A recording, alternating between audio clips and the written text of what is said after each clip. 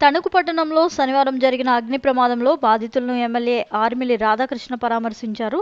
స్థానిక ఆలమూరి వారి వీధిలో ఫ్యాన్సీ వస్త్ర దుకాణంలో లో వోల్టేజ్ కారణంగా జరిగిన అగ్ని ప్రమాదంలో పెద్ద మొత్తంలో ఆస్తి నష్టం సంభవించింది. సమాచారం తెలుసుకున్న ఎమ్మెల్యే రాధాకృష్ణ ఘటనా స్థలానికి వెళ్లి సర్వస్వం కోల్పోయిన యజమానులు ఓంకార్ స్వామిలను పరామర్శించారు.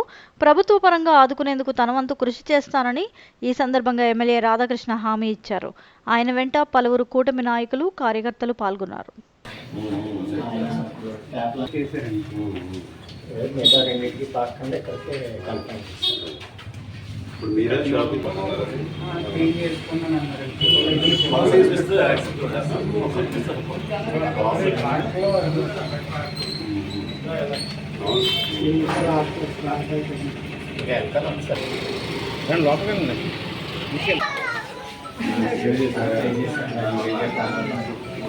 అద్దాలు పగిలిపోయి మొత్తం లోనకైతే వెళ్ళడానికి లేదండి.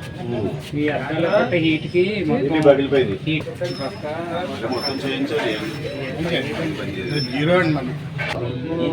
ప్రత్యేక నుంచి 30 లక్షల రూపాయలు ఇది వారి కాకుండా పేమెంట్ అవ్వడం వల్ల ఇది కూడా మొత్తం రిమూవ్ ఇది గోడ ఉంటే అంత ఇబ్బంది లేకపోతుంది.